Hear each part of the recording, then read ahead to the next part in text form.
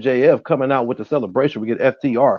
Well, we got Wardlow. He's got his cutouts of CM Punk getting choked out by MJF, and then MJF, sitting in CM Punk's pose. Then of course we get FTR, and then we get the man of the hour.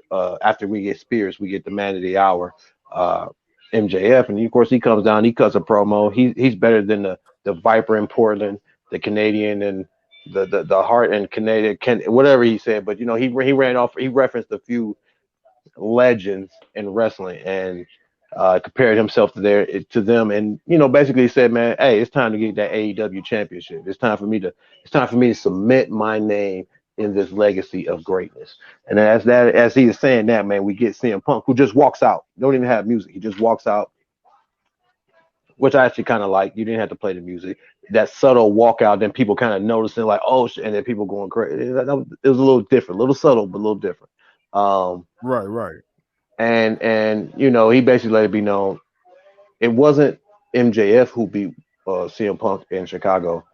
It was Wardlow who beat CM Punk in Chicago, and he wanted a rematch with Wardlow, but he really wanted to rematch with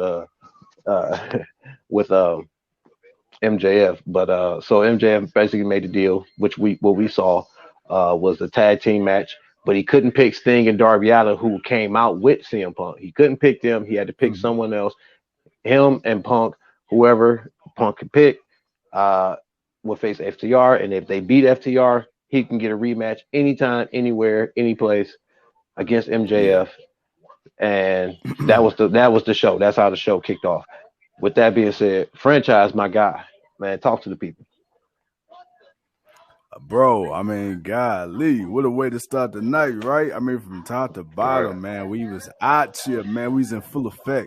Yeah, I like the caveat that, was included, the stipulation, if you will, with the, CM Punk and MJF.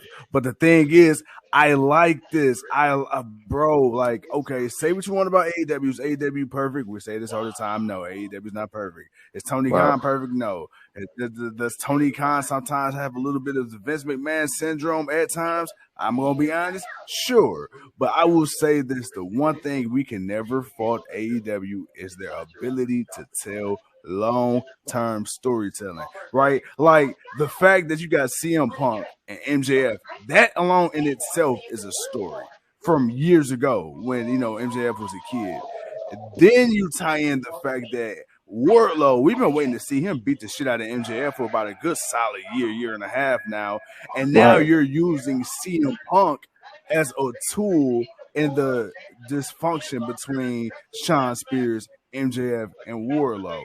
So it's like there's so many different stories going on at one time in this one situation. It was like, okay, my beef is with you, MJF, but you know what? In order to get to you want to make me go through Wardlow? That's cool. But hey, Wardlow, big man, let me tell you something really quick. I know, they know that the only reason he's even successful is because of you. So unless you want to be a little bitch and get your ass whooped, grow a pair of balls, stand out on your own, and realize you are the reason MJF is MJF, not the other way around. So I like that. I like the little what you say, Tuco, Easter eggs. Dropping knowledge. Dripping little nuggets. Dropping little turds on the trail of tears.